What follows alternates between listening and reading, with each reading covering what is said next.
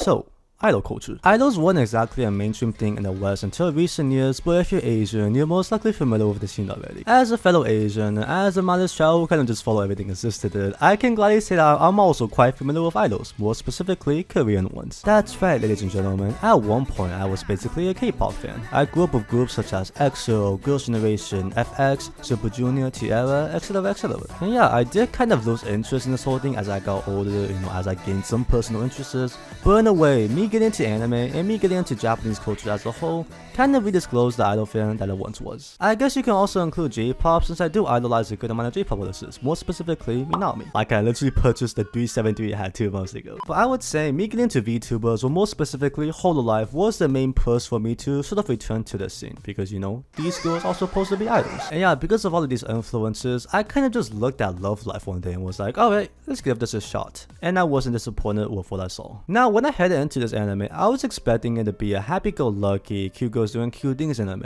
and yes, we did get a good amount of that. All of the girls were very cute, and they all had a lot of cute moments together, but I personally didn't see any of the drama-heavy scenes coming at all. See, that's actually why I defend Love Life and other idol anime so much. People have the misconception that idol anime are just purely cute and are not worth a watch. Yes, Love Life is a slice-of-life idol anime filled with adorable waifus, but it also had multiple heart-wrenching scenes where the girls faced hardships while attempting to reach their dreams. That's something that I realized after getting into Hololive. A lot of idols came from terrible positions in life, and a lot of them had to work all the way up to the position they have acquired in life today. This is honestly one of the biggest problems with the current society. People feel like they can just send hate or just talk shit to anyone on the internet because they're protected by a screen. There might be valid reasons to do that sometimes, but most of the time it's just mindless trolls sending hatred messages to someone that probably worked really hard to reach the current position. Unless we're talking about the Kardashians, because I still have no clue how any of these motherfuckers are famous. But yeah, I'm happy that Love Live and some other anime such as Idol Pride decided to portray the hardships that these girls had to experience and go through. Another anime that perfectly presented the unpleasant parts of idol culture is Perfect Blue, which is actually my favorite anime film of all time. Not only did Perfect Blue show us the deprivation people in the entertaining sphere might have to go through, it also unironically spoke out on a major problem within the current idol scene, sasaeng. So let me just quickly go over some of the Chinese/Korean phrases that describe certain types of idol fans or just fans in general. 路人粉 or passerby fan. Someone that doesn't exactly consider themselves a fan of a certain idol either due to disinterest or lack of interaction, but does feel positively about them whenever they do come across them. 黑粉 or hater. Someone that genuinely dislikes a specific idol/celebrity and might be willing to go out of their way to hate on them. 粉丝 or fan. This one should be pretty self-explanatory. Someone who considers themselves a fan of a specific person and most likely supports them in some way, such as keeping up with their works,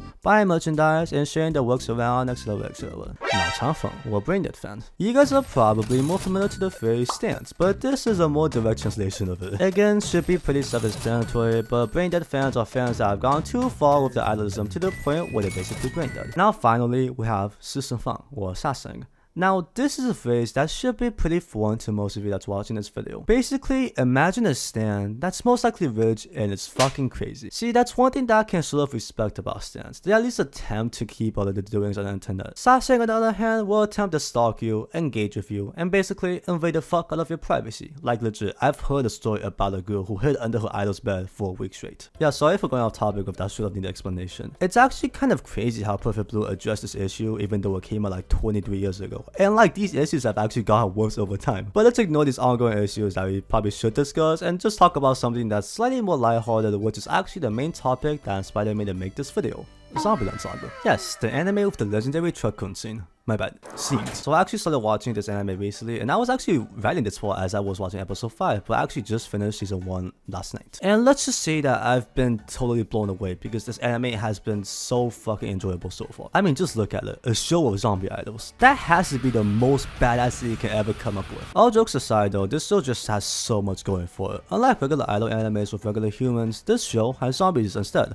which will and has brought in some comedy/horror factors. And I'm being serious when I'm saying this. This show is genuinely hilarious. Interactions between characters, certain scenes within the show, and obviously the loud and obnoxious Kotaro Tatsumi. We normally don't see idol anime implement much when it comes to the comedy side of things, and whenever they do attempt anything, it commonly ends up being pretty mediocre. So it kinda gives me a breath of fresh air seeing an idol anime that's actually really funny. But do not let that trick you though. This show is filled with so many emotional and heart-wrenching scenes. Next, let's talk about the characters. Unlike regular idol shows where the groups are normally formed by multi-talented idols with friends that are just simply interested in the scene, Franchocho, the idol group from Zombieland. I actually just laughed while saying that. Is it Frenchocho or Franchocho? I actually don't know. But the idol group from Zombieland Saga has a group that's filled with iconic people that are not iconic for being idols. Outside of Junko, an idol in the 80s that's used to solo performances, and the legendary lead singer of Iron Thrill, the top idol group of the 2000s, no one knows in this group has any idol-like experiences. See, that's honestly what makes this show so interesting. Tatsumi brought together a group of people with different identities, different goals, who lived in different eras. This obviously resulted in some disagreement and tension within the girls, but they always ended up solving all of these problems and all became great friends and co-workers. And to add on to that, every girl in this group was designed perfectly in a way where they will all stand out but for different reasons. I genuinely think Zombieland Saga has a perfect group of idols in both design and just overall characters. Like we have the badass Saki Nikaido, a fierce and legendary girl who used to be the leader of an infamous biker gang, and Lily Hoshikawa, ex-legendary child actress who might honestly be the most adorable girl in the world. You see though, these identities they had in the previous life aren't exactly pointless,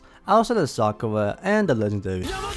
The remaining girls all had to overcome some of the fears / problems related to the previous life. For example, Ai-chan performing during a thunderstorm at the same exact location that she died at, Saki resolving the issues between her old biker gang by dying, and Lily-chan who reunited with her father and ended up forgiving him and understanding him for some of the things that happened during her previous life. The interesting thing about these solutions is that they wouldn't have been possible without the girls being zombies. Like both Ai and Saki basically died in the same location that they previously died in their previous life, so this kind of shows that them becoming zombies have actually made them improve as a whole and allowed them to overcome some of the fears from the previous life. Now let's talk about the main protagonist, Sakura. I was gonna make a joke about the amount of Sakuras there are in anime, but there would be way too many to go through. But yeah, Sakura Minamoto was a very weird case in Zombieland Saga. Not only did she not have legendary status like the other members, she actually ended up forgetting everything from her past life the moment she became a zombie, until episode 10 and 11. So TLDR, Trucker returned, bumped into Sakura-chan again. She ended up rediscovering that memory from her past life, but ultimately forgetting everything from her current one. I'm obviously not gonna get too deeply into this arc, but episode 11 and 12 really did hit like a truck. I promise I didn't do that on purpose. But seriously though, it was actually heart-wrenching seeing this uplifting and affectionate girl turn into, or in this case return, into a depressed, hopeless teenager. I will say that most of the audience, including myself, immediately assumed that the happy-go-lucky version of her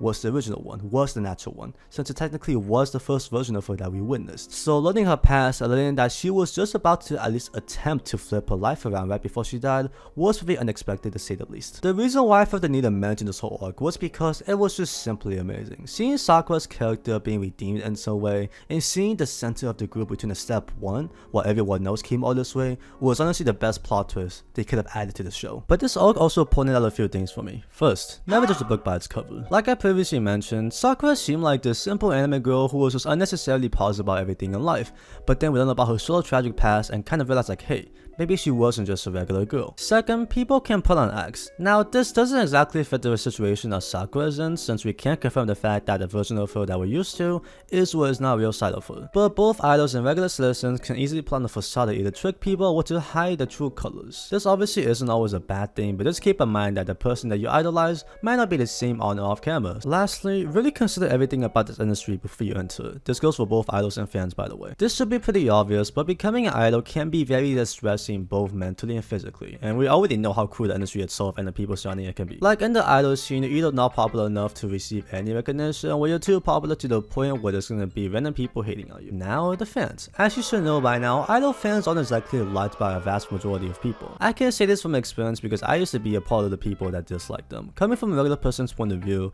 it definitely can be annoying going onto Twitter and just seeing these vast amounts of fan page. That is most likely just the vocal minority, but have you guys ever thought about how these people actually turn into stans? Like obviously no one's going to head into this thing and be like, that's right, I'm gonna become overly obsessed with this idol to the point where I'm basically brain dead. Well, if I had to take a guess, I would say that it's something that just happens naturally. You see, a lot of idol fans, but more specifically most of the recent K-pop fans, are on the younger side, and younger people can be described as immature or underdeveloped, which in most cases is true. Now imagine a minus 15-year-old child diving headfirst into this media filled with these wonderful, flawless human beings. Nothing could go wrong, right?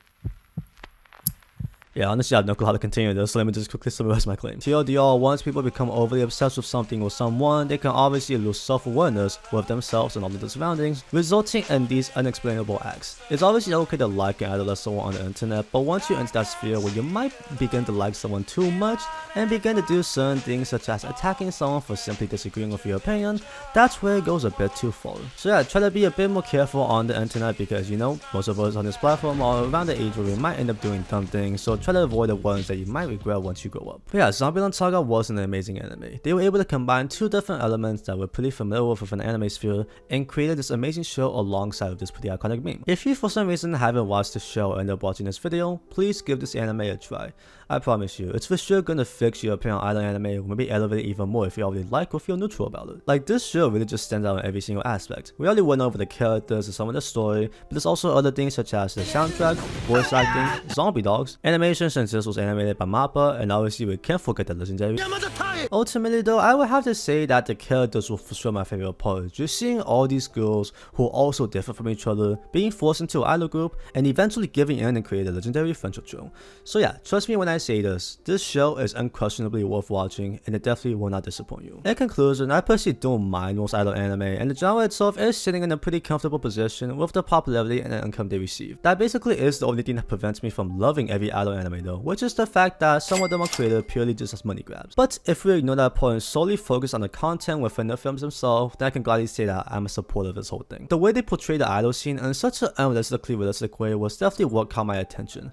Like, there's occasions where everything goes too well, where everything goes too wrong, but we have to keep in mind that this is just anime, so the unrealistic parts are meant to be unrealistic. There is one thing that I do love about every idol anime though, which is the fact that they all end up succeeding at the end. I'm not gonna act like I'm the most positive person in the world or anything, but I love the fact that there's films out there like Zombieland Saga that we can not only use as entertainment, but also be used as a personal motivation. Everyone in this world has dreams and goals that they want to achieve, and some of them might seem pretty outrageous, but you won't know if it's reachable unless you at least attempt to reach it. So yeah everybody, hopefully all of us can achieve our dreams and remove all of these issues from our life like Friendship Chill did in Zombieland Saga. That line actually doesn't make any sense because I just saw the season 2 and they're like heavily in depth right now. That should be it for this video though. This actually took quite a long time to make with the script writing and the editing involved, but I genuinely enjoyed the entire process and hopefully you guys did as well. If you did enjoy this video, feel free to leave a like, comment, maybe even subscribe. You're obviously not required to do any of that, but if you'd like to support me, if you'd like to be nice to me, you can do all the things I just mentioned. But yeah, I'm gonna go watch the second season of Zombieland Saga now, and I'm for sure gonna enjoy the fuck out of it. Peace out.